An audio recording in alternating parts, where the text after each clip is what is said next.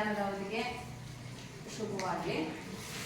ಈಗಾಗಲೇ ನಾವು ಹಿಂದಿನ ತರಗತಿಯಲ್ಲಿ ವ್ಯಾಘ್ರಗೀತೆ ಎನ್ನುವಂತಹ ಪಾಠದಲ್ಲಿ ಒಂದಷ್ಟು ವಿಚಾರಗಳನ್ನು ತಿಳ್ಕೊಂಡಿದ್ವಿ. ಎರಡನೇ ಗದ್ಯ ಪಾಠ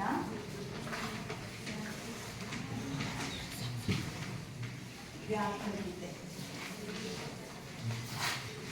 ಬರೆದಿರುವಂತ ಲೇಖಕರು ಯಾರು?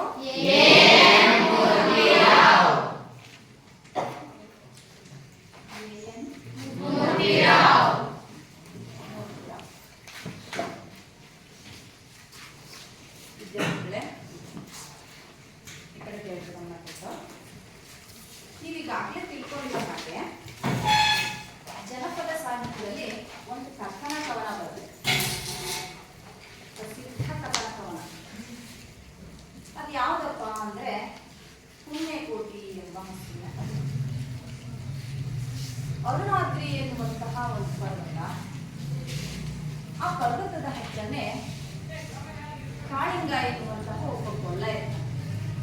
ಗೊಲ್ಲ ಅಂತ ಗೊತ್ತಲ್ಲ, ಸಾಕೊಂಡು ಗೋವುಗಳನ್ನ ಮೇಯಿಸುವಂತ ಕೆಲಸ ಮಾಡ್ತಾನೆ ಗೊಲ್ಲ. ಆ ಕಾಳಿಂಗ ಎನ್ನುವಂತ ಗೊಲ್ಲ ಇರ್ತಾನೆ. ಅವನು ಯಥಾ ಪ್ರಕಾರ ಪ್ರತಿನಿತ್ಯ ಆ ಗುಡ್ಡಗಾಡು ಪ್ರದೇಶಗಳಿಗೆ ಗೋವುಗಳನ್ನು ಹಿಡ್ಕೊಂಡು ಹೋಗಿ ಗೋವುಗಳನ್ನು ಮೇಯಿಸ್ಕೊಂಡು ಮತ್ತೆ ಸಂಜೆ ಮರಳಿ ಮನೆಗೆ ಬರ್ತಾ ಇರ್ತಾನೆ. ಹೀಗೆ ಒಂದ್ಸರಿ ಏನಾಗುತ್ತಪ್ಪ ಅಂತಂದ್ರೆ ಅವನು ಹಸುಗಳನ್ನ ಮೇಯಲಿಕ್ಕೆ ಅಂತ ಹೇಳಿ ಹೊಡ್ಕೊಂಡು ಹೋಗಿರ್ತಾನೆ. ಆ ಹೊಡ್ಕೊಂಡು ಹೋದಂತ ಸಂದರ್ಭದಲ್ಲಿ ಆ ಗೋವುಗಳು ಮೇಯ್ದು ಮನೆಗೆ ಬರುವಂತ ಸಂದರ್ಭದಲ್ಲಿ ಅದಾಗುತ್ತಾನೆ ನಿದ್ರೆ ಮಾಡಿ ಎದ್ದು ಹಸುಕೊಂಡಿರುವಂತಹ ಒಂದು ಹುಲಿಗೆ ಎಚ್ಚರ ಆಗುತ್ತೆ. ಗುಹೆಯ ಒಳಗಡೆಯಿಂದ ಹುಲಿ ಬರುತ್ತೆ. ಅದೇ ಸಂದರ್ಭಕ್ಕೆ ಸರಿಯಾಗಿ ಆ ಹುಲಿಗಳು ಕೂಡ ಬರ್ತಾ ಇರ್ತವೆ, ಹಸುಗಳು ಕೂಡ ಬರ್ತಾ ಇರ್ತವೆ. ಆ ಹುಲಿ ಹಸುಗಳ ಹಿಂದೆ ನೋಡುತ್ತೆ. ಆಹಾರಕ್ಕೋಸ್ಕರ ಹಸುನ ತಿನ್ನಬೇಕು ಅಂತ ಹೇಳಿ ಆ ಹಸುಗಳ ಹಿಂದಿನ ಮೇಲೆ ದಾಳಿ ಮಾಡುತ್ತೆ. ಆಗ ಹಸುಗಳೆಲ್ಲ ನೆಡ್ಕೊಂಡು ಚಲ್ಲಾಪಿಲಿಯಾಗಿ ಓಡೋಗುತ್ತೆ. ಆಗ ಒಂದು ಹಸು ಮಾತ್ರ ಹುಲಿಯ ಕೈಗೆ ಸಿಕ್ಕಾಕೊಡುತ್ತೆ. ಅದೇ ಯಾವ್ದಪ್ಪ ಅಂತಂದ್ರೆ ಹಸು.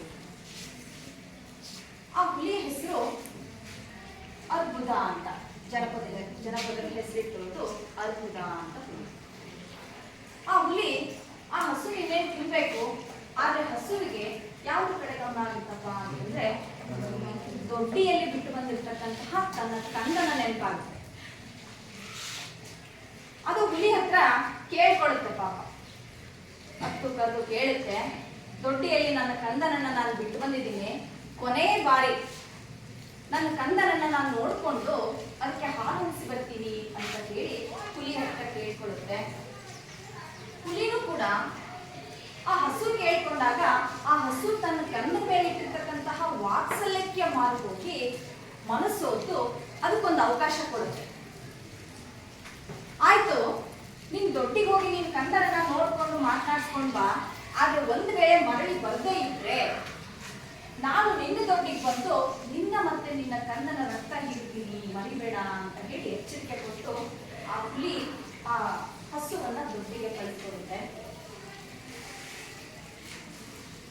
ಆ ಹಸು ದೊಡ್ಡಿಗೆ ಹೋಗಿ ತನ್ನ ಕಂದನನ್ನ ನೋಡಿ ಅಳ್ತಾ ಅದನ್ನ ಮಾತಾಡಿಸಿ ಅದಕ್ಕೆ ಹಾಲು ಉಣಿಸಿ ತನ್ನ ಜೊತೆಗಿರ್ತಕ್ಕಂತಹ ಇತರೆ ಹಸುಗಳಿಗೆ ಅದು ಹೇಳಿ ಬರುತ್ತೆ. ಪಾಪ ನನ್ನ ಕಂದನನ್ನ ನಿಮ್ಮ ಕಂದ ಅಂತ ಭಾವಿಸ್ಕೊಂಡು ಇದನ್ನ ಚೆನ್ನಾಗಿ ನೋಡ್ಕೊಳ್ರಿ, ಹಿಂದೆ ಬಂದ್ರೆ ಒದೇಬೇಡ್ರಿ, ಮುಂದೆ ಬಂದ್ರೆ ಹಾಯಬೇಡ್ರಿ, ನನ್ನ ಕಂದನನ್ನ ನಿಮ್ಮ ಕಂದ ಅಂತ ಭಾವಿಸ್ಕೊಂಡು ಚೆನ್ನಾಗಿ ನೋಡ್ಕೊಳ್ರಿ ಅಂತ ಹೇಳಿ ಅಲ್ಲಿರ್ತಕ್ಕಂಥ ಹಸುಗಳಿಗೆಲ್ಲ ಹೇಳಿ ತನ್ನ ಕಂದನಿಗೆ ಸಮಾಧಾನ ಮಾಡಿ ಮತ್ತೆ ಆ ಹಸು ಹುಲಿ ಹತ್ರ ಬರ್ತದೆ.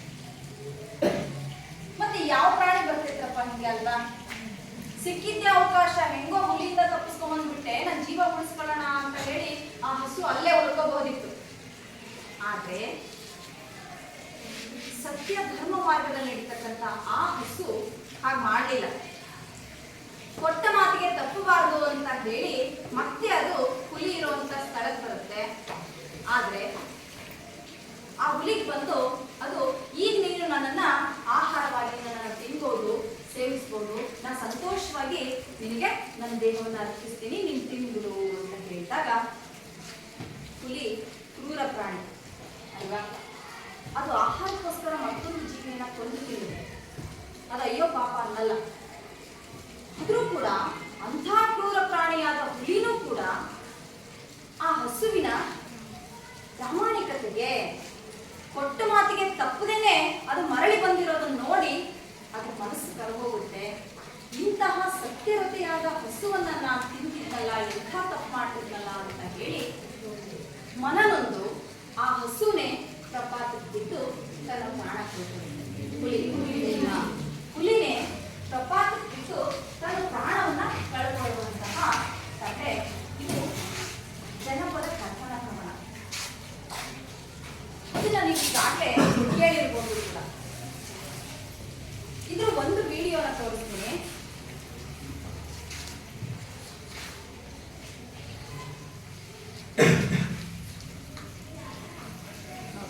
ಚಿಕ್ಕ ವಿಡಿಯೋ.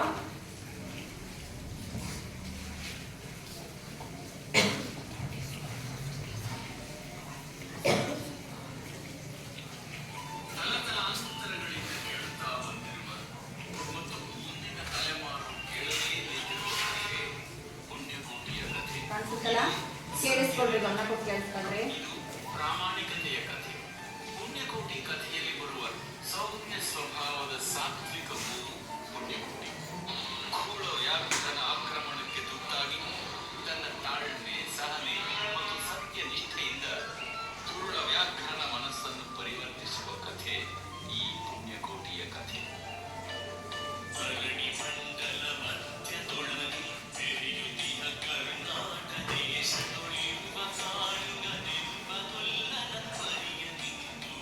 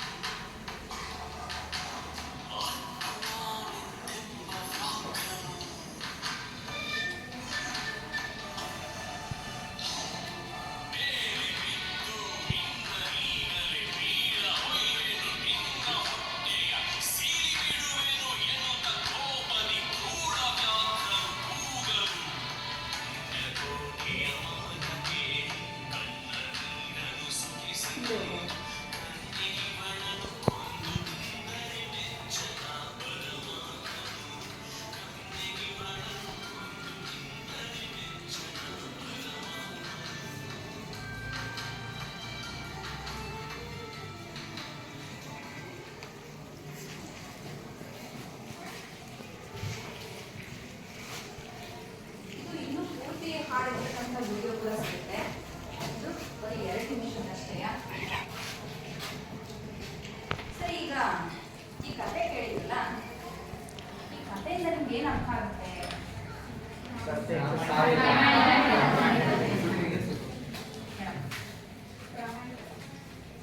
ಪ್ರಾಮಾಣಿಕತೆಯಿಂದ ಇರ್ಬೇಕು ಅಂತ. ಮತ್ತೆ ಎಲ್ಲರಿಗೂ ಅದರಲ್ಲೂ ಹುಲಿ ಎಷ್ಟು ಕ್ರೂರತೆ ಯಾರಿಗೂ ಅದು ಕರುಣೆ ಕ್ರೂರ ಹುಲಿನೂ ಕರುಣೆ ತೋರಿಸ್ತು, ತನ್ನ ಮನಸ್ಸನ್ನ ಪರಿವರ್ತನೆ ಮಾಡ್ಕೊಳ್ತು ಅನ್ನೋಂಥ ವಿಚಾರ. ಮತ್ತೆ ಸತ್ಯಕ್ಕೆ ಸಾವಿರ ಎದ್ದೇಳ ಸತ್ಯಕ್ಕೆ ಸಾವಿರ ಸತ್ಯಕ್ಕೆ ಸಾವಿರ ನಾವು ಸತ್ಯದಿಂದ ಇದ್ವಿ ಅಂತಂದ್ರೆ ನಮ್ಗೆ ಯಾವತ್ತು ಜಯ ಸಿಗುತ್ತೆ ಅಂತ ತಿಳ್ಕೊಂಡು ಸತ್ಯದ ಮಾರ್ಗದಲ್ಲಿ ನಡೀಬೇಕು. ಸತ್ಯ ಮಾರ್ಗದಲ್ಲಿ ನಡಿಬೇಕು ಅನ್ನುವಂಥ ಕಥೆ. ಕೊಟ್ಟ ಮಾತನ್ನ ಉಳಿಸ್ಕೋಬೇಕು. ಕೊಟ್ಟ ಮಾತನ್ನ ಉಳಿಸ್ಕೋಬೇಕು ಅಂದ್ರೆ ಕೊಟ್ಟ ಮಾತಂತೆ ನಡ್ಕೋಬೇಕು. ನುಡಿದಂತೆ ನಡೆಬೇಕು. ನಡೆ ನುಡಿ ಒಂದಾಗಿರ್ಬೇಕು ಅಂತಾರಲ್ಲ, ಮತ್ತು ಬಂತು ನೋಡಿ ವಚನ ಸಾಹಿತ್ಯ ಅಲ್ವಾ, ನಡೆ ನುಡಿ ಒಂದಾಗಿರ್ಬೇಕು ಅಂತಾರಲ್ಲ, ಅದೇ ಕೊಟ್ಟ ಮಾತನ್ನ ಉಳಿಸ್ಕೊಳ್ಳೋದು. ಇಲ್ಲಿ ಆ ಪುಣ್ಯಕೋಟಿ ಹಸು ತನ್ನ ಮಾತನ್ನ ಉಳಿಸ್ಕೊಳ್ದೇನೆ ಅದು ಅಲ್ಲೇ ಉಳ್ಕೋಬೋದಿತ್ತು, ಆದ್ರೆ ಹಾಗೆ ಮಾಡಲಿಲ್ಲ. ಸತ್ಯದಂತೆ ನಡ್ಕೊಂತು, ಧರ್ಮದಾರಿಯಲ್ಲಿ ನಡೆಯಿತು. ತಾನು ಹೇಳ್ದಾಗೆ ಹುಲಿಗೆ ಕೊಟ್ಟ ಮಾತಿನಂತೆ ಅದು ಮತ್ತೆ ಮರಳಿ ಬಂತು, ಅದಕ್ಕೆ ಜಯ ಸಿಕ್ತು. ಹೋಯಿತು, ಅದ್ರ ಜೀವ ಹೋಗಿಲ್ಲ, ಬದುಕುಳಿತು. ಹೀಗೆ ಇಷ್ಟೆಲ್ಲ ಒಳ್ಳೆಯ ವಿಷಯಗಳನ್ನ ನಾವು ಈ ಪಾಠದಿಂದ ತಿಳ್ಕೋಬಹುದಾಗಿದೆ. ಆ ಕಥೆಯಿಂದ ನಮ್ಗೆ ಅರ್ಥ ಆಗುತ್ತೆ. ಹಾಗೆ ಹಿಂದಿನ ತರಗತಿಯಲ್ಲಿ ನಾವು ಈ ಪಾಠದಲ್ಲಿ ಕೆಲವೊಂದಿಷ್ಟು ಅಂಶಗಳನ್ನು ತಿಳ್ಕೊಂಡಿದ್ವಿ. ವ್ಯಾಕರಣಗೀತೆ ಎನ್ನುವಂತಹ ಪಾಠ ಯಾವ ಸಾಹಿತ್ಯ ಪ್ರಕಾರದಲ್ಲಿ ರಚನೆ ಆಗಿದೆ? ಲಿಖಿತ್ ಹೇಳ. ಯಾವುದು? ಲಲಿತ ಪ್ರಬಂಧದಲ್ಲಿ ರಚನೆ ಆಗಿದೆ. ಹಾಗೆ ಲಲಿತ ಪ್ರಬಂಧ ಅಂದ್ರೆ ಏನು ಅನ್ನುವಂಥದ್ದನ್ನು ಕೂಡ ತಿಳ್ಕೊಂಡಿದ್ವಿ ಅಲ್ವಾ? ತುಂಬಾ ದೊಡ್ಡ ಅಥವಾ ಗಂಭೀರವಾದ ವಿಚಾರಗಳನ್ನ ಸರಳವಾದ ಹಾಸ್ಯದ ನೆಲೆಯಲ್ಲಿ ತಿಳ್ಕೊಳ್ತಕ್ಕಂತಹ ಸಾಹಿತ್ಯ ಪ್ರಕಾರವೇ ಲಲಿತ ಪ್ರಬಂಧ ಆಗಿದೆ. ಈ ಪಾಠ ಲಲಿತ ಪ್ರಬಂಧದಲ್ಲಿ ರಚನೆ ಆಗಿದೆ ಅನ್ನೋದನ್ನು ತಿಳ್ಕೊಂಡಿದ್ವಿ. ಎ.ಎನ್. ಮೂರ್ತಿರಾವ್ ಅವರ ಪೂರ್ಣ ಹೆಸರೇನು? ಅಕ್ಕಿ ಹೆಬ್ಬಾಳ್ ನರಸಿಂಹ ಮೂರ್ತಿರಾವ್. ಅಕ್ಕಿ ಹೆಬ್ಬಾಳ್ ನರಸಿಂಹ ಮೂರ್ತಿರಾವ್ ಲೇಖಕರ ಪೂರ್ಣ ಹೆಸರು. ಲೇಖಕರ ಜನನ ಯಾವಾಗಾಯಿತು? 1900. ಲೇಖಕರ ಸ್ಥಳ ಯಾವುದು? ಮಂಡ್ಯ ಜಿಲ್ಲೆಯ ಅಕ್ಕಿ ಹೆಬ್ಬಾಳ್. ಮಂಡ್ಯ ಜಿಲ್ಲೆಯ ಅಕ್ಕಿ ಹೆಬ್ಬಾಳ್. ಈ ಪಾಠದ ಆಕರ ಕೃತಿ ಯಾವುದು?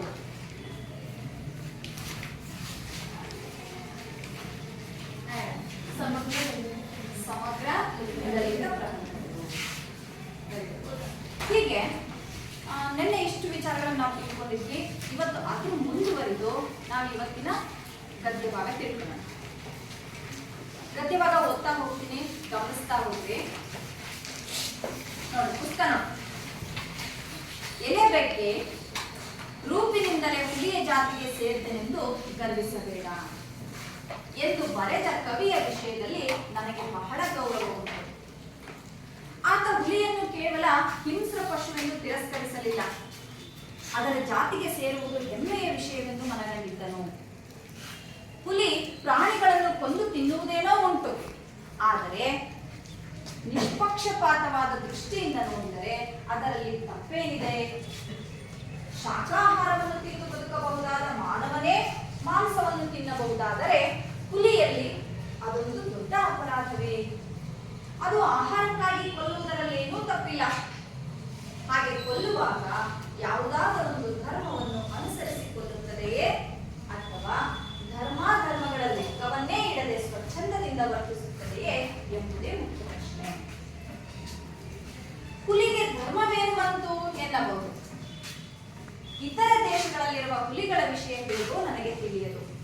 ಆದರೆ ಯಾವ ನಾಡಿನಲ್ಲಿ ಶ್ರೀರಾಮನಂತ ದೊರೆಗಳು ಆಳಿದರೋ, ಭಗವದ್ಗೀತೆಯಂಥ ಗ್ರಂಥ ಉದ್ಭವಿಸಿತೋ, ಆ ಭರತ ಭೂಮಿಯಲ್ಲಿ ಹುಲಿಗಳಾದರೂ ಅಧರ್ಮಕ್ಕೆಡೆಗೊಡುವುದುಂಟೆ?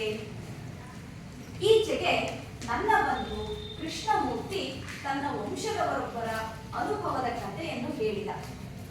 ಅದನ್ನು ಕೇಳಿದ ಮೇಲೆ ನನಗೆ ಹುಲಿಯ ಧರ್ಮಶ್ರದ್ಧೆಯ ಅರಿವಾಯಿತು. ಇದಿಷ್ಟು ಗದ್ಯ ಭಾಗವನ್ನು ಇವತ್ತಿನ ತರಗತಿಯಲ್ಲಿ ತಿಳ್ಕೊಳ್ಳೋಣ. ಇದರಲ್ಲಿ ಬರ್ತಕ್ಕಂಥ ಪದಗಳ ಅರ್ಥಗಳು ಹೇಳೋಣ. ಶಾಕಾಹಾರ, ಸಸ್ಯಾಹಾರ. ಶಾಕಾಹಾರ, ಶಾಕಾಹಾರ ಅಂದ್ರೆ ಸಸ್ಯಾಹಾರ. ಸಸ್ಯಾಹಾರ ಅಂತ ಪದ.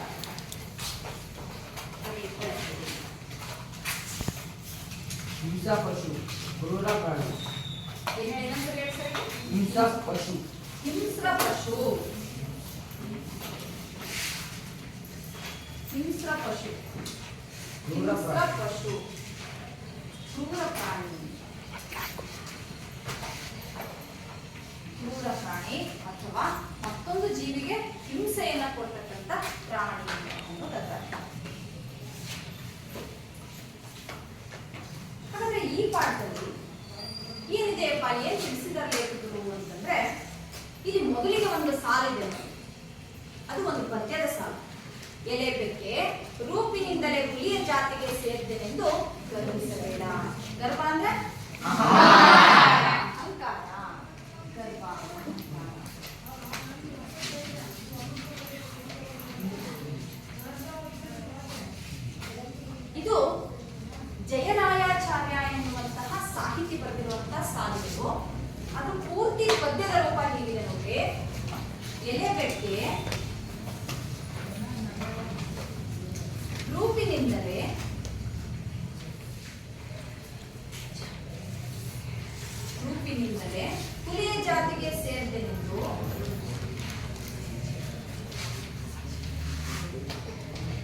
ಜಾತಿಗೆ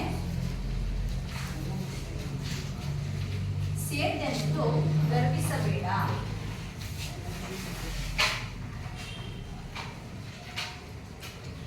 ಗರ್ವಿಸಬೇಡ. ಬಲುಮೆಯು ನಿನ್ನೊಳೆಯುವುದೇನು? ಬಲುಮೆಯು ನಿನ್ನೊಳೆಯುವುದೇನು? ಬಲುಮೆಯು ನಿನ್ನೊಳೆಯುವುದೇ? ಇಲಿಗಳ ಹಿಡಿಯುವುದರೊಳಗಾಯ್ತು ನಿನ್ನಯ ಶೌರ್ಯಂ. ಇಲಿಗಳ ಹಿಡಿಯುವುದರೊಳಗಾಯ್ತು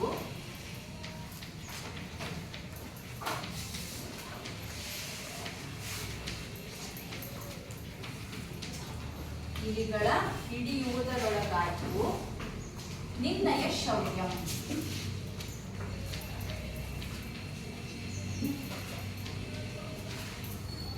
ನಿನ್ನಯ ಶೌರ್ಯಂ. ಇದು ಪೂರ್ತಿ ಪದ್ಯ. ಇದನ್ನು ಬರ್ತಿರೋದು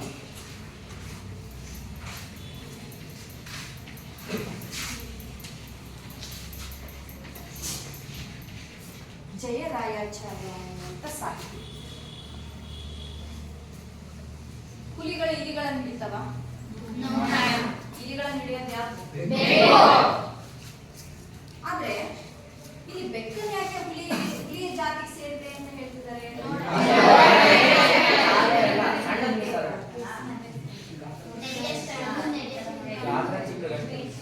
ನಡೆಯೋದೆಲ್ಲ ಹಾಗೆ ನಡೀತವೆ, ಗಂಡು ಎಲ್ಲ ಹಾಗೆ ಇರ್ತವ. ನೋಡಿದ್ದೀರಾ ನೀವು?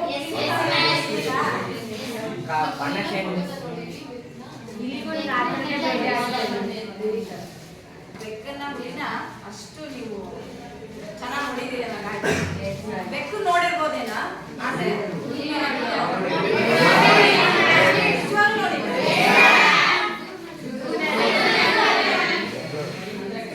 ಬಟ್ ನೋಡಿದ್ದೀರಾ? ಬೆಕ್ಕು ಮತ್ತೆ ಹುಲಿ ಎರಡನ್ನ ಹೋಲಿಕೆ ಮಾಡೋದಾದ್ರೆ ನೋಡೋದಕ್ಕೂ ಹೆಚ್ಚು ಕಡಿಮೆ ಒಂದೇ ತರ ಇರುತ್ತೆ. ಬಣ್ಣ ಬೇರೆ ಬೇರೆ ಇರ್ಬೋದು. ಬೆಕ್ಕಿನಲ್ಲಿ ಕರಿ ಬೆಕ್ಕಿರುತ್ತೆ, ಬಿಳಿ ಬೆಕ್ಕಿರುತ್ತೆ, ಕಂದು ಬೆಕ್ಕಿರುತ್ತೆ, ಹುಲಿ ಒಂದೇ ಬಣ್ಣ ಇರುತ್ತೆ. ಆದ್ರೆ ಅವು ಎರಡರ ಮುಖ ಲಕ್ಷಣ ಮತ್ತೆ ಅವುಗಳ ಆಕಾರ ಎಲ್ಲ ನೋಡಿದ್ರೆ ಅದು ಹುಲಿಯ ಜಾತಿಗೆ ಸೇರಿದೆ ಏನೋ ಬೆಕ್ಕು ಅಂತ ಅನ್ಸುತ್ತೆ. ಗಾತ್ರದಲ್ಲಿ ಮಾತ್ರ ಚಿಕ್ಕದಿರುತ್ತೆ. ಅದಕ್ಕೆ ಈ ಕವಿ ಬರೀತಾರೆ, ಎಲೆ ಬೆಕ್ಕೆ ರೂಪಿನಿಂದಲೇ ಹುಲಿಯ ಜಾತಿಗೆ ಸೇರಿದೆಂದು ಗರ್ವಿಸಬೇಡ. ನೀನು ಹುಲಿ ಜಾತಿ ಸೇರಿದ್ದೀನಿ ಅಂತ ಅಹಂಕಾರ ಪಡಬೇಡ. ನೋಡೋದು ಹುಲಿ ತರ ಕಾಣ್ತಿದ್ದೀನಿ ಅಂತ ಅಹಂಕಾರ ಪಡಬೇಡ ನೀನು. ಆದ್ರೆ ನಿನ್ನ ಶೌರ್ಯ ಯಾವುದ್ರಲ್ಲಿ? ಇಲಿಗಳನ್ನು ಹಿಡಿಯೋದ್ರಲ್ಲೇ ನಿನ್ ಶೌರ್ಯ ಇದೆ. ಅಷ್ಟೇ ನಿನ್ ಶೌರ್ಯ. ಹುಲಿಯ ಹಾಗೇನು ಶೌರ್ಯ ಇಲ್ಲ ನಿನ್ಗೆ. ಆದ್ರೆ ಹುಲಿ ಜಾತಿಗೆ ಸೇರಿದ್ದೀನಿ ಅಂತ ನೀನು ಗರ್ವ ಪಡಬೇಡ ಅಂತ ಹೇಳಿ ಈ ಪದ್ಯ ಬರೆದಿರೋದನ್ನ ಇಲ್ಲಿ ನೆನಪಿಸ್ಕೋತಿದ್ದಾರೆ. ಯಾಕೆ ನೆನಪಿಸ್ಕೋತಿದ್ದಾರಪ್ಪ ಇಲ್ಲಿ ಮೂರ್ತಿರಾವರು ಅಂತಂದ್ರೆ, ಹಾಗಂದ ತಕ್ಷಣನೇ ಹುಲಿ ಹಿಂಸ್ರ ಪಶು ಅಂತ ಹೇಳಿ ಇಲ್ಲಿ ತಿರಸ್ಕರಿಸಲಿಲ್ಲ. ಈ ಪದ್ಯ ಬರೋದಲ್ಲ, ಇವರು ಹುಲಿ ಹಿಂಸ್ರ ಪಶು ಅಂದ್ರೆ ಕ್ರೂರ ಪ್ರಾಣಿ, ಅದು ಹಿಂಸೆ ಮಾಡುತ್ತೆ, ಮತ್ತೊಂದು ಜೀವಿಯನ್ನು ಕೊಲ್ಲುತ್ತೆ ಅಂತ ಹೇಳಿ ತಿರಸ್ಕಾರ ಮಾಡಿಲ್ಲ ಅವರಿಲ್ಲಿ. ಬದಲಾಗಿ ಹುಲಿಗೆ ಜಾತಿಗೆ ಸೇರೋದು ಅಂತಂದ್ರೆ ಅದೊಂದು ಹೆಮ್ಮೆಯ ವಿಷಯ ಅಂತ ಹೇಳ್ತಿದ್ದಾರೆ. ಯಾಕೆ ಹೆಮ್ಮೆಯ ವಿಷಯ ಇರ್ಬೋದು ಅದು ಅಂತಂದ್ರೆ, ಹುಲಿ ತನ್ನ ಆಹಾರಕ್ಕೋಸ್ಕರ ಮತ್ತೊಂದು ಪ್ರಾಣಿಯನ್ನ ಕೊಂದು ತಿನ್ನೋದು ಸಹಜ ಅಲ್ವಾ? ತಿನ್ಬೇಕು, ತಿನ್ಬಾರ್ದು ಅದು? ಯಾಕಂದ್ರೆ ಅದರ ಆಹಾರನೇ ಅದು. ಆದ್ರೆ ಮನುಷ್ಯರು ಶಾಕಾಹಾರಿಗಳು ಅಂದ್ರೆ ಸಸ್ಯಾಹಾರಿ. ತರಕಾರಿ, ಸೊಪ್ಪು, ಹಣ್ಣು, ಕಾಳು ಇಂಥವೆಲ್ಲ ತಿಂದು ಬದುಕೋದಲ್ವ ಮನುಷ್ಯ. ಮನುಷ್ಯನಿಗೆ ಪ್ರಾಣಿಗಳನ್ನ ಕೊಂದು ತಿನ್ನೋದನ್ನ ಬಿಟ್ರೆ ತಿನ್ನೋದಕ್ಕೆ ಬೇರೆ ಆಹಾರಗಳಿದೆ. ಮನುಷ್ಯ ಸಸ್ಯಾಹಾರಿ, ಅವನು ಪ್ರಾಣಿಗಳನ್ನ ಕೊಂದು ತಿನ್ಲೇಬೇಕು ಅನ್ನುವಂತ ಅನಿವಾರ್ಯತೆ ಇಲ್ಲ. ಆದ್ರೆ ಹುಲಿ ಮಾಂಸಾಹಾರಿ, ಅದು ಮತ್ತೊಂದು ಪ್ರಾಣಿಯನ್ನ ಕೊಂದು ತಿನ್ನೋದೇ ಅದರ ಆಹಾರ ಕ್ರಮ ಆಗಿದೆ. ಯಾಕೆ ಅಂತಂದ್ರೆ, ಈಗ ನೀವು ಆಹಾರ ಸರಪಳಿ ಅಂತ ನೋಡ್ತೀರಿ ವಿಜ್ಞಾನದಲ್ಲಿ ಅಲ್ವಾ? ಆಹಾರ ಸರಪಳಿ ಯಾರು ಹೇಳ್ತೀವಿ? ಒಂದು ಸರಪಳಿನ ಒಂದು ಜೀವಿಯನ್ನ ಮತ್ತೊಂದು ಜೀವಿ ಕೊಂದು ತಿನ್ನುತ್ತೆ ನೋಡ್ರಿ. ಹಾಗೆ ಸರಪಳಿ ರಚನೆ ಮಾಡ್ತೀರಲ್ಲ,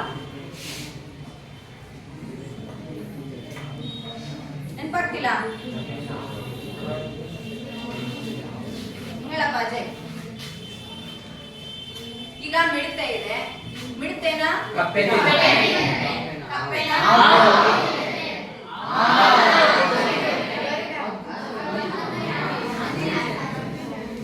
ಇದೇ ತರ ಆಹಾರ ಸರಪಳಿ ಇರುತ್ತಲ್ವಾ ಪರಿಸರದಲ್ಲಿ, ಪರಿಸರ ಸಮತೋಲನದಲ್ಲಿರ್ಬೇಕು ಅಂದ್ರೆ ಈ ಆಹಾರ ಸರಪಳಿ ಇರ್ಬೇಕು.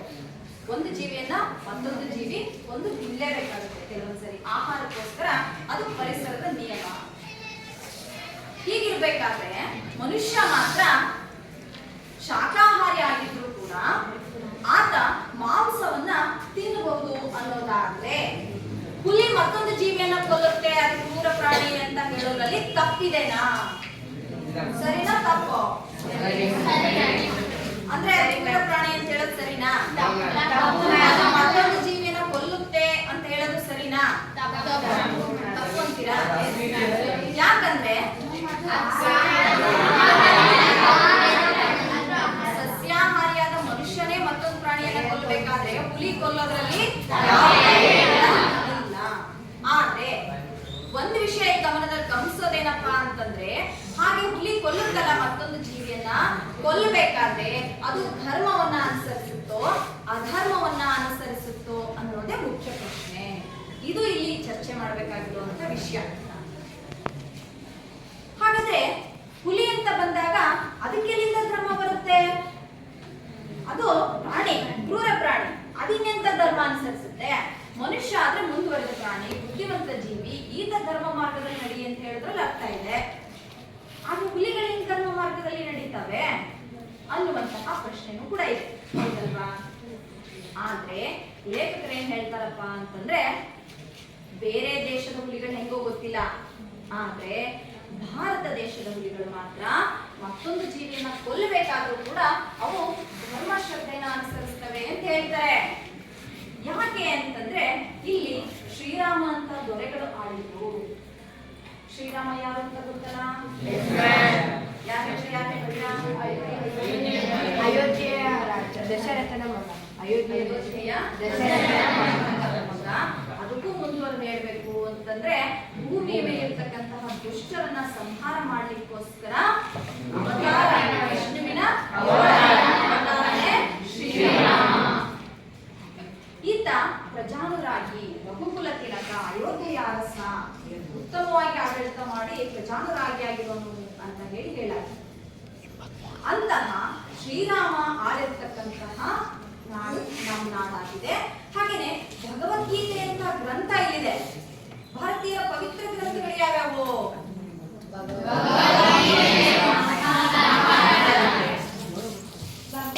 ಭಗವದ್ಗೀತೆ,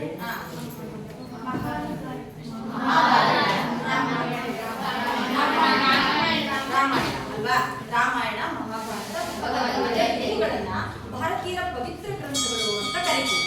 ಅದರಲ್ಲಿ ಭಗವದ್ಗೀತೆಯನ್ನು ಕೂಡ ಒಂದು. ಹಾಗಾದ್ರೆ ಈ ಭಗವದ್ಗೀತೆ ಅಂದ್ರೆ ಏನಿದೆ ಅದರಲ್ಲಿ? ಯಾರು ಹೇಳ್ತೀರಾ? ಹೇಳ. ಕೃಷ್ಣ ಅರ್ಜುನರಿಗೆ ಬೋಧಿಸ್ತಾನಲ್ವ, ಅದೇ ಇದು. ಭಗವದ್ಗೀತೆನ ಬರ್ದಿರೋರು ಯಾರು?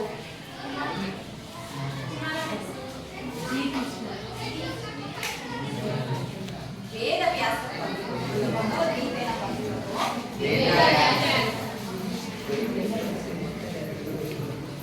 ಮಹರ್ಷಿ ವೇದವ್ಯಾಸರು. ಇದರಲ್ಲಿ ಏನಿದೆಯಪ್ಪ ಅಂತಂದ್ರೆ, ಮಹಾಭಾರತ ಯುದ್ಧದ ಸಂದರ್ಭದಲ್ಲಿ ಶ್ರೀಕೃಷ್ಣ ಅರ್ಜುನನಿಗೆ ಬೋಧಿಸಿರ್ತಕ್ಕಂತಹ ಬೋಧನೆಯನ್ನ ಒಳಗೊಂಡಿರ್ತಕ್ಕಂಥದ್ದು. ಇದರಲ್ಲಿ 18 ಅಧ್ಯಾಯಗಳಿವೆ. ಸುಮಾರು 700 ಶ್ಲೋಕಗಳನ್ನ, ಸಂಸ್ಕೃತ ಶ್ಲೋಕಗಳನ್ನ ನಾವು ಈ ಮಹಾಭಾರತ ಕೃತಿಯಲ್ಲಿ ಓದ್ತೀವಿ. ನೋಡಿ, ಭಗವದ್ಗೀತಾ ಯಥಾರೂಪ, ಇದು ಭಗವದ್ಗೀತೆ.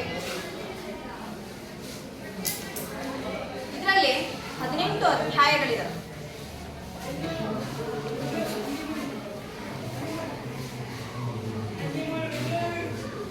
18 ಅಧ್ಯಾಯಗಳು, ಮತ್ತೆ ಪ್ರತಿ ಅಧ್ಯಾಯದಲ್ಲೂ ಕೂಡ ಶ್ಲೋಕಗಳು ಕಂಡು ಬರ್ತವೆ. ಇದು ಭಗವದ್ಗೀತೆ ಗ್ರಂಥ. ವೇದವ್ಯಾಸರು ಬರೆದಿರುವಂಥದ್ದು. ಮಹಾಭಾರತದ ಸಂದರ್ಭದಲ್ಲಿ ಕೃಷ್ಣ ಪರಮಾತ್ಮ ಅರ್ಜುನನಿಗೆ ಬೋಧಿಸಿರ್ತಕ್ಕಂತಹ ಸಂದೇಶವನ್ನು ಒಳಗೊಂಡಿರ್ತಕ್ಕಂತಹ ಭಗವದ್ಗೀತೆ. ಇದರಲ್ಲಿ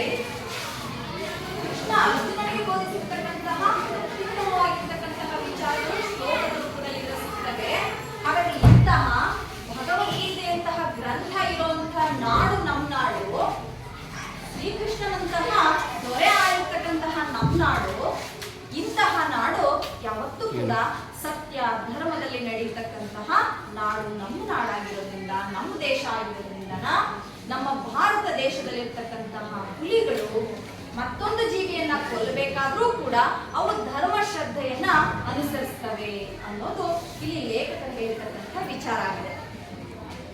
ಅಂದ್ರೆ ಧರ್ಮ ಮಾರ್ಗದಲ್ಲಿ ನಡೀತವೆ, ಮೋಸ ಮಾಡಿ ಕೊಲ್ಲಲ್ಲ ಅವು ಅನ್ನೋದು ಇದರ ಅರ್ಥ. ಯಾವತ್ತು ಮತ್ತೊಂದು ಜೀವಿಗೆ ಮೋಸ ಮಾಡಿ ಕೊಲ್ಲೋದಿಲ್ಲ, ಧೈರ್ಯವಾಗಿ ಎದುರುಗಡೆಯಿಂದ ಬಂದು ಆಕ್ರಮಣ ಮಾಡಿ ಕೊಲ್ಲುತ್ತೆ. ಆದ್ರೆ ಹಿಂದಿನಿಂದ ಮೋಸ ಮಾಡಿ ಯಾವತ್ತೂ ಕೂಡ ಆ ಹುಲಿಗಳು ಕೊಲ್ಲೋದಿಲ್ಲ. ಅಂತ ಹುಲಿಗಳು ಕ್ರೂರ ಪ್ರಾಣಿಯಾದ್ರೂ ಕೂಡ ಅದು ಮತ್ತೊಂದು ಜೀವಿಯನ್ನ ಕೊಲ್ಲಬೇಕಾದ್ರೆ ಧರ್ಮವನ್ನ ಅನುಸರಿಸುತ್ತೆ ಅನ್ನೋದೇ ಈ ಗದ್ಯ ಭಾಗದಲ್ಲಿ ನಾವು ತಿಳ್ಕೋಬೇಕಾಗಿರ್ತಕ್ಕಂತಹ ಮುಖ್ಯ ವಿಚಾರ ಇದಾಗಿದೆ. ಅರ್ಥ ಆಯ್ತಾ? ಇದ್ರ ಬಗ್ಗೆ ಎರಡು ಕಾರಣ ಅರ್ಥ ಆಯ್ತಾ? ಪ್ರಶ್ನೆಗಳಿದಾವೆ ಏನಾದ್ರು? ಏನಾದ್ರು ಅರ್ಥ ಆಗಲಿಲ್ಲ ಅಂದ್ರೆ ಕೇಳ್ರಿ ಪ್ರಶ್ನೆನ.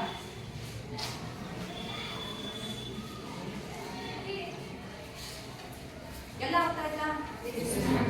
ಏನ್ ಪ್ರಶ್ನೆ ಇಲ್ವಾ? ಕೇಳೋಣ. ಆವಾಗಿನ ಕಾಲದಾಗೇನೋ ಹುಲಿ ಆ ಥರ ಧರ್ಮ ಅನುಸರಿಸ್ತಾರೆ, ಇವಾಗಿನ ಕಾಲದಾಗಿರೋ ಹುಲಿಗಳು ಅದೇ ಅನುಸರಿಸ್ತವೆ. ಇವಾಗಿನ ಕಾಲದ ಜನರು ಹೆಂಗಿದ್ದಾರೆ, ಇವತ್ತಿನ ಕಾಲದ ಸಮಾಜ ಹೆಂಗಿದೆ ಅಲ್ವಾ? ಇವತ್ತು ಸತ್ಯ, ಪ್ರಾಮಾಣಿಕತೆ, ಧರ್ಮ ಅನ್ನೋದು ಮರೆಮಾಚಿ ಹೋಗ್ತಿದೆ. ಬರೀ ಮೋಸ, ದರೋಡೆ, ವಂಚನೆ ಇವತ್ತಿನ ಸಮಾಜದಲ್ಲಿ ಇವೇ ತುಂಬ ಹೋಗ್ಬಿಟ್ಟಿದ್ದಾವೆ. ಹಾಗಾಗಿ ಬಹುಶಃ ಇವತ್ತಿನ ಕಾಲದ ಹುಲಿಗಳು ಬದಲಾಗಿರ್ಬಹುದು ಅಲ್ವಾ? ಇವತ್ತಿನ ಕಾಲದ ಹುಲಿಗಳು ಕೂಡ ಬದಲಾಗಿರ್ಬಹುದು, ಅಥವಾ ಅದೇ ಮಾರ್ಗದಲ್ಲಿ ಹೋಗ್ತಾ ಇದ್ರು ಹೋಗ್ತಿರ್ಬೋದು, ಅದೇ ಧರ್ಮ ಮಾರ್ಗದಲ್ಲೆಲ್ಲ ಹೋಗ್ತಿರ್ಬೋದು ಕೂಡ. ಆದ್ರೆ ಮನುಷ್ಯರು ಇದಾರ, ಕೆಲವೊಬ್ರು ಇಲ್ಲ ಅಂತ ಹೇಳಕ್ಕಾಗುತ್ತಾ? ಎಲ್ಲರೂ ಮೋಸ ಮಾಡ್ತಾರೆ, ಎಲ್ಲರೂ ವಂಚನೆ ಮಾಡ್ತಾರೆ ಅಂತ ಹೇಳಕ್ಕಾಗುತ್ತಾ? ಇಲ್ಲ ಅಲ್ವಾ? ಅದೇ ತರ ಹುಲಿಗಳಲ್ಲೂ ಕೂಡ ಇರ್ಬಹುದು. ಇನ್ನೂ ಕೆಲವು ಹುಲಿಗಳು ಅದೇ ಧರ್ಮ ಮಾರ್ಗದಲ್ಲಿ ನಡೀತಿರ್ಬೋದು, ಕೆಲವು ಹುಲಿಗಳು ಅದನ್ನ ಧಿಕ್ಕರಿಸಿ ಸ್ವೇಚ್ಛಾಚಾರದಿಂದ ವರ್ತಿಸಬಹುದು. ಮತ್ತೆ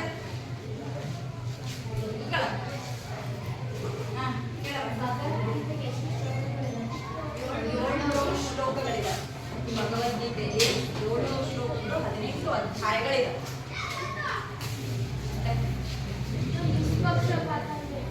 ನಿಷ್ಪಕ್ಷಪಾತ ಅಂತಂದ್ರೆ ಯಾವುದೇ ಭೇದ ಭಾವ ಇಲ್ಲದೇನೆ ವಿಚಾರ ಮಾಡಿದ್ರೆ, ನಿಷ್ಪಕ್ಷಪಾತವಾಗಿ ಹೇಳೋದಾದ್ರೆ ಅಂತಂದ್ರೆ ಯಾವುದೇ ವ್ಯತ್ಯಾಸ ಇಲ್ಲದೇನೆ, ಭೇದ ಭಾವ ಇಲ್ಲದೇನೆ, ಬೇರೆ ದೃಷ್ಟಿಯಿಂದ ನೋಡದೇನೆ ವಿಚಾರ ಮಾಡಿದ್ರೆ ಮನುಷ್ಯ ಶಾಕಾಹಾರಿಯಾಗಿದ್ರು ಕೂಡ ಮತ್ತೊಂದು ಜೀವಿಯನ್ನ ಕೊಲ್ಲೋದು ಅದು ತಪ್ಪು ಅನ್ನೋ ಅರ್ಥದಲ್ಲಿ ಹೇಳ್ತಾರೆ.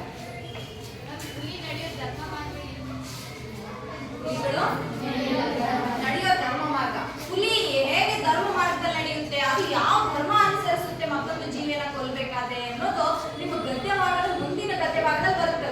ಇವತ್ತು ನಾವು 2 ಕಾರ ಅಷ್ಟೇ ತಿಳ್ಕೊಂಡಿದೀವಿ.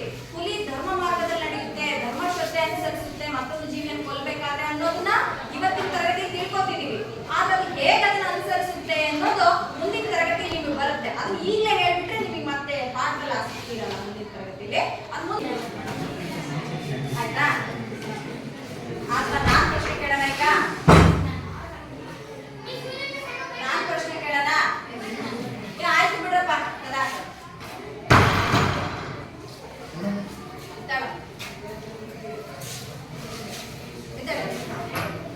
ಪ್ರಶ್ನೆನ ಓದಕ್ಕೆ ಭಗವದ್ಗೀತೆಯನ್ನು ರಚಿಸಿದವರು ಯಾರು? ಅಯ್ಯೋ ಇದಕ್ಕೆ ಇಷ್ಟು ಜನ ಕೈ ಎತ್ತಿರಲ್ಲ. ಇನ್ನು ಮುಂದಿನ ಪ್ರಶ್ನೆ ಇದೆ, ಅದಕ್ಕೂ ಹಿಂಗೆ ಕೈ ಎತ್ತಬೇಕು ನೀವು. ಹೇಳಪ್ಪ. ವೇದವ್ಯಾಸ. ವೇದವ್ಯಾಸರು ಭಗವದ್ಗೀತೆಯನ್ನ ಬರೆದಿರುವಂಥದ್ದು.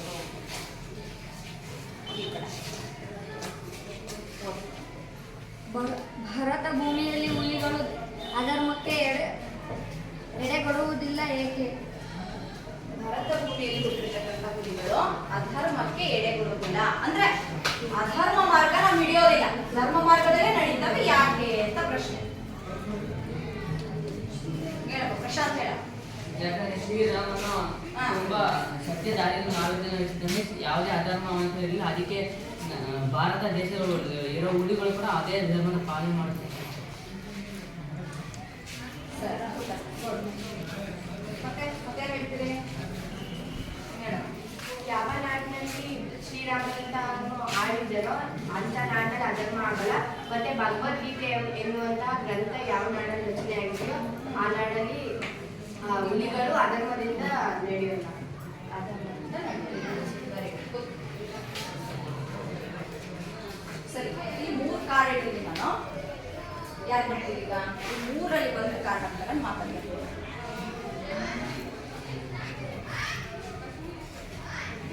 ಒಂದು ಶ್ರೀರಾಮನ ಬಗ್ಗೆ ಇದೆ, ಇನ್ನೊಂದು ಭಗವದ್ಗೀತೆಯ ಬಗ್ಗೆ ಇದೆ, ಇನ್ನೊಂದು ಹುಲಿಯ ಬಗ್ಗೆ. ಇವು 3 ನಿಮಗೆ ಗೊತ್ತಿರೋಂಥ ವಿಚಾರ ಅಲ್ವಾ? ಹಾ,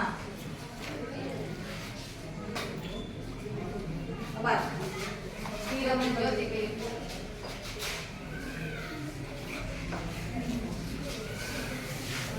ಹುಲಿ ಬಗ್ಗೆ ಮಾತಾಡ್ತೀರಾ?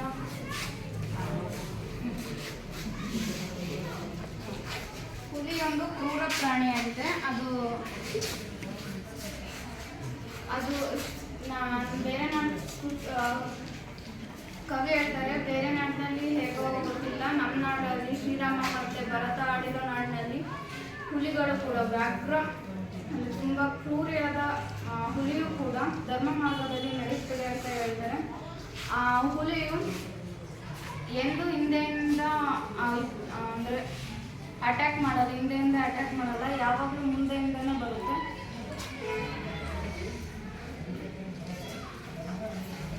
ಅಷ್ಟೇನಾ? ಹುಲಿ ಬಗ್ಗೆ ಅಷ್ಟೇ ಗೊತ್ತಾ? ಹುಲಿ ಅದೊಂದು ಪ್ರಾಣಿ, ಕ್ರೂರ ಪ್ರಾಣಿ. ಅದು ಬದುಕೋದಕ್ಕೋಸ್ಕರ ಮತ್ತೊಂದು ಜೀವಿಯನ್ನ ಕೊಂದಿರುತ್ತೆ. ಆ ರೀತಿ ಕೊಂದಿರ್ಬೇಕಾದ್ರೆ ಅದು ಧರ್ಮ ಮಾರ್ಗ ಅನುಸರಿಸುತ್ತೆ. ಸರಿ, ಆಯ್ತು. ಮತ್ತೆ ನೆಕ್ಸ್ಟ್ ಯಾರು ಬರ್ತೀರಿ ಈಗ? ಅಂಜನಾ ಬಾರ.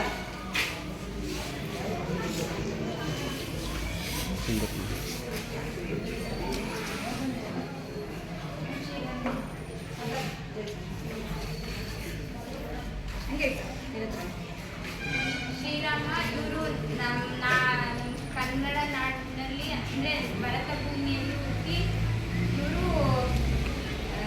ಸೀತೆನ ಮದುವೆ ಆಗ್ತಾರೆ. ಮತ್ತು ಶ್ರೀರಾಮರು ಕಾಡಿಗೆ ಹೋಗಿ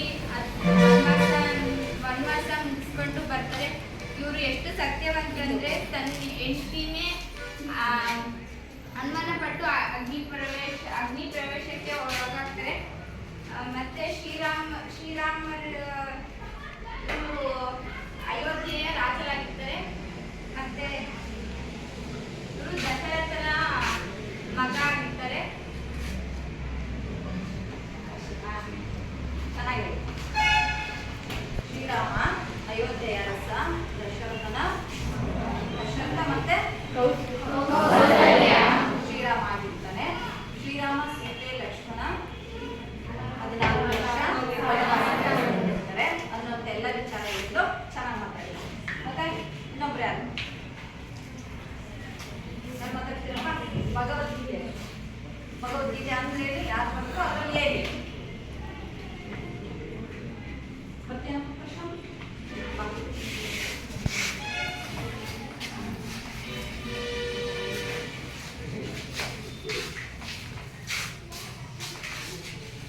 ಭಗವದ್ಗೀತೆನ ವೇದವ್ಯಾಸರು ಬರೀತಾರೆ. ಭಗವದ್ಗೀತೆಯಲ್ಲಿ 18 ಅಧ್ಯಾಯ 700 ಶ್ಲೋಕಗಳಿರ್ತದೆ. ಕೃಷ್ಣ ಅರ್ಜುನನಿಗೆ ಯುದ್ಧದ ಸಮಯದಲ್ಲಿ ಬೋಧನೆ ಮಾಡಿದಷ್ಟನ್ನು ಭಗವದ್ಗೀತೆ ಎಂಬ ಪುಸ್ತಕದಲ್ಲಿ ಬರೆದಿದ್ದಾರೆ.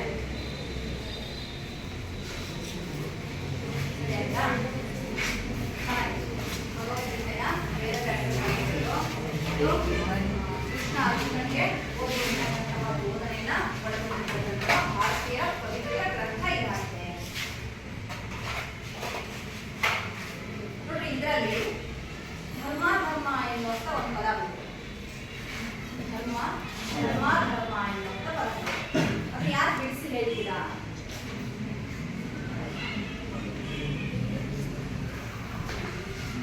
ಧರ್ಮ ಪದನ ಬಿಡಿಸಿ ಹೇಳಿ.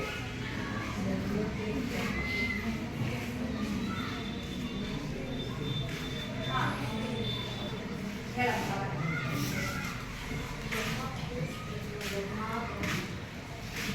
ಹೆಚ್ಚಿಗೆ ಹೇಳ್ಬೇಕಂದ್ರೆ ಧರ್ಮ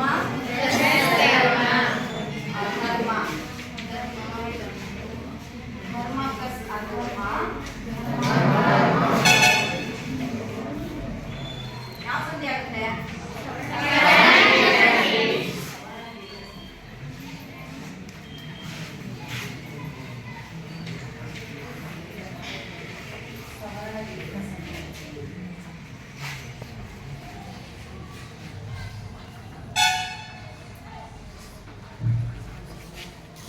ಪಶು ಪದದ ಅರ್ಥ ಏನು?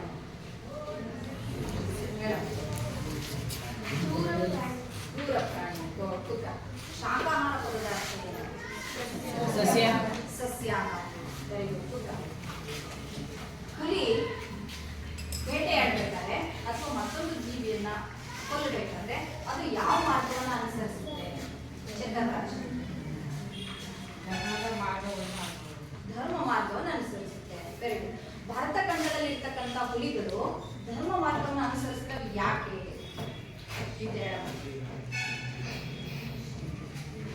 ಶ್ರೀರಾಮ ಧರ್ಮ ಮಾರ್ಗವನ್ನೇ ಅನುಸರಿಸಿರ್ತಾನಲ್ಲ, ಅದಕ್ಕೆ ಹುಲಿಗಳು ಅದಕ್ಕೆ ಧರ್ಮ ಮಾರ್ಗವನ್ನೇ ಅನುಸರಿಸ್ತಾರೆ. ಮತ್ತೆ ಅಷ್ಟೇನಾ? ಹಾ, ಮತ್ತೆ ಹೇಳ್ತೀರಿ? ಬರೋಣ ಹೇಳಪ್ಪ. ಭಗವದ್ಗೀತೆ ಎಲ್ಲಿ ರಚನೆ ಆಗಿರ್ತದೋ ಅಲ್ಲಿ ಹುಲಿಗಳು ಅಧರ್ಮದಿಂದ ನಡ್ಕೊಳ್ಳೋದು ಅಂತ ಹೇಳಿ.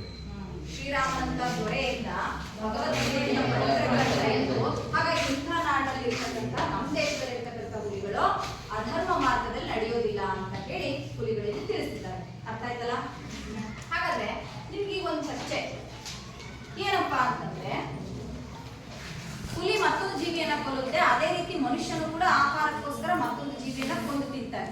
ಈಗ ಮಾಂಸಾಹಾರಿಗಳು ಇರ್ತಾರಲ್ಲ ಕೆಲವರು ಅಲ್ವಾ, ಕುರಿ ಕೋಳಿ ಕೋಣ ಎಲ್ಲ ಕಡಿತಾರೆ, ತಿಂತಾರೆ, ಆಹಾರ ಸೇವನೆ ಮಾಡ್ತಾರೆ.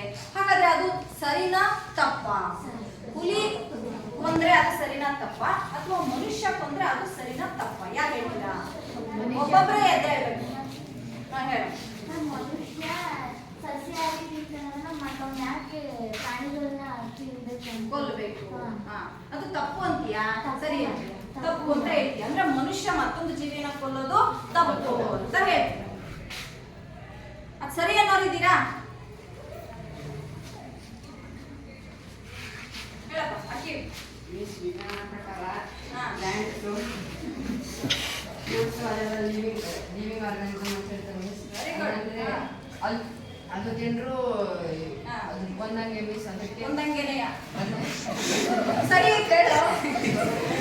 ಹೇಳಿದ್ರು ಸರಿ ಹೇಳ್ತಿದ್ದೆ ನಾನು. ಸಸ್ಯಗಳಿಗೆ ಜೀವ ಇದೆ ಅಂತ ಹೇಳ್ತಾರೆ. ಯಾರು ಹೇಳಿದ್ರು?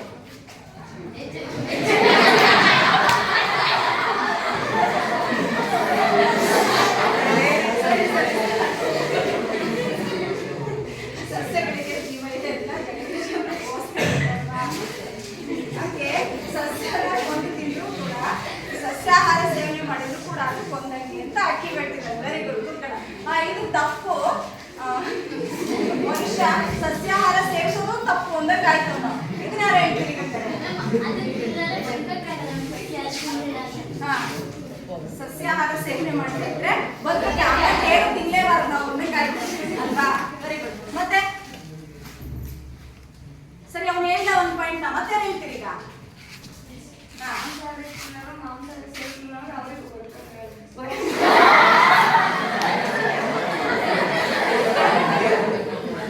ಸರಿ ಹೇಳಿ. ಮಾಂಸ ಪ್ರಿಯರಿರ್ತಾರಲ್ಲ ಅವ್ರಿಗೆ ಮಾಂಸಾಹಾರದ ತಿಂದಂಗಿದ್ರೆ ಅವ್ರಿಗೂ ಬದುಕಕ್ಕೆ ಇಷ್ಟ ಆಗಲ್ಲ ಅಂತ ಪ್ರಚೋದನೆ ಹೇಳ್ತಿದ್ದಾರೆ ಈಗ.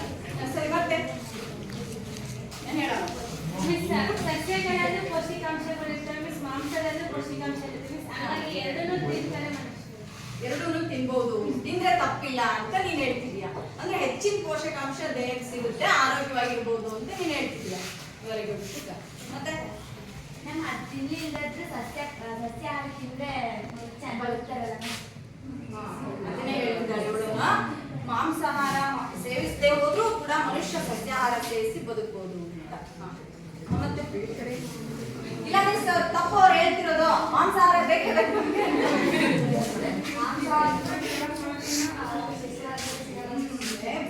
ಮಾಂಸಾಹಾರ ಸೇವಿಸ್ತೀಯಾ? ಅದಕ್ಕೆ ಅವ್ನು ಅದನ್ನೇ ಸಪೋರ್ಟ್ ಮಾಡ್ತಿರೋದು ನೋಡಿ. ಮತ್ತೆ ಪ್ರಜ್ವಲ್ ಹೇಳೋದೇನಂದ್ರೆ, ಮಾಂಸದಲ್ಲಿ ಹೆಚ್ಚಿನ ಪೋಷಕಾಂಶಗಳು ನಮಗೆ ಸಿಗ್ತವೆ ದೇಹಕ್ಕೆ, ಅದಕ್ಕೆ ಅದನ್ನ ಸೇವಿಸಬಹುದು ಅಂತ ಹೇಳ್ತಿದ್ದಾರೆ. ನಾನು ಹೇಳ ಹುಲಿಯಾದ್ರೆ ಹುಲಿಯಾದ್ರೆ ತನ್ನ ಆಹಾರ ಮಾಂಸ ಬಿಟ್ಟರೆ ಬೇರೆ ಏನು ತಿನ್ನಕ್ಕಾಗಲ್ಲ. ನಮ್ಮ ಹುಲಿ ಸಸ್ಯನ ತಿನ್ನಕ್ಕಾಗಲ್ಲ. ಬಟ್ ಮನುಷ್ಯರು ಯಾವ್ದಾದ್ರು ತಿನ್ಬೋದು, ಅದಕ್ಕಾಗಿ ಅವರು ಮಾಂಸ ತಿಂದೇ ಇರ್ಬೋದಲ್ಲ. ಇರಬಹುದು. ವೆರಿ ಗುಡ್, ಒಳ್ಳೆ ಅಂಶ ಇದು ಕೂಡ ಅಲ್ವಾ? ಈಗ ಅವಳು ಹೇಳೋ ಪ್ರಕಾರ ಏನಪ್ಪಾ ಅಂದ್ರೆ ಹುಲಿಗೆ ಅದು ಸಸ್ಯಾಹಾರಿ ಅಲ್ಲ, ಸಸ್ಯಗಳನ್ನು ತಿನ್ನಲ್ಲ, ಅದು ಮಾಂಸಾಹಾರಿ, ಅದಕ್ಕೆ ಅದು ಕೊಲ್ಲುತ್ತೆ, ಅದಾದ್ರೂ ಧರ್ಮ. ಆದ್ರೆ ಮನುಷ್ಯ ಸಸ್ಯಾಹಾರ ಸೇವಿಸಬಹುದು. ಹಾಗಿದ್ರೂ ಕೂಡ ಅವನು ಮಾಂಸಾಹಾರಿ ಪ್ರಿಯನಾಗಿ ಮತ್ತೊಂದು ಜೀವಿನ ಕೊಲ್ತಾನೆ ಅಂದ್ರೆ ಅದು ತಪ್ಪು ಅಂತ ಹೇಳ್ತಿದ್ದಾಳೆ. ಮಿಸ್ ಆಗಿನ ಕಾಲದಾಗೆ ನಮ್ಮ ಜನಗಳು ಆದಿ ಮಾನವರು ಬೇಟೆಯಾಡಿ ತಿನ್ಬೇಕಿತ್ತಲ್ಲ ಮಿಸ್, ಆ ಈ ರೀತಿ ನಾವು ತಿನ್ಕೊಂತ ಬರ್ತಿದ್ವಲ್ಲ, ಅದಕ್ಕೋಸ್ಕರ ತಿನ್ನೋದು ಸರಿ ಅಂತ. ತಪ್ಪಿಲ್ಲ ಮೀನ್ಸ್ ಹಿಂದಿನವ್ರು ಮಾಡಿರೋದನ್ನ ಅದನ್ನೇ ಮುಂದುವರ್ಸ್ಕೊಂಡು ಬರ್ತಿದ್ದೀವಿ ಅಂತ ಅದೇ ಹೇಳ್ತಿದ್ದಾರೆ. ಮಿಸ್ ಸಸ್ಯನ ಅರ್ಧ ತಿಂದು ಅದು ಚಿಗುರ್ತದೆ ಮಿಸ್. ಮನುಷ್ಯ ಪ್ರಾಣಿಗಳನ್ನ ಅರ್ಧಕ್ಕೆ ಕಡಿಮೆ ಸಾಯ್ತವೆ ಮಿಸ್. ಅದಕ್ಕೆ ಸಸ್ಯ ಈಗ ಲಿಖಿತ ಹೇಳೋದೇನು ಅಂತಂದ್ರೆ, ಈಗ ಸೊಪ್ಪನ್ನ ಏನ್ ನಾವು ಕುಡಿ ಕಿತ್ಕೊಂತೀವಿ ಅಷ್ಟೇ, ಅದ್ ಬಿಟ್ರೆ ಮತ್ತೆ ಚಿಗುರುತ್ತೆ, ಅದೇನು ಸತ್ತೋಗೋದಿಲ್ಲ, ಮತ್ತೆ ಚಿಗುರುತ್ತದು, ಬೆಳೆಯುತ್ತೆ. ಆದ್ರೆ ಜೀವಿಗಳನ್ನು ಕೊಲ್ಲೋಕ್ ಆಗಲ್ಲ, ಒಂದ್ಸರಿ ಕೊಂದ್ರೆ ಸತ್ತೋಗ್ಬಿಡ್ತವೆ, ಅದಕ್ಕೆ ಕೊಲ್ಲಬಾರ್ದು, ಅದು ತಪ್ಪು ಮನುಷ್ಯಂದು ಅಂತ ಲಿಖಿತ ಹೇಳ್ತಿದ್ದಾನೆ.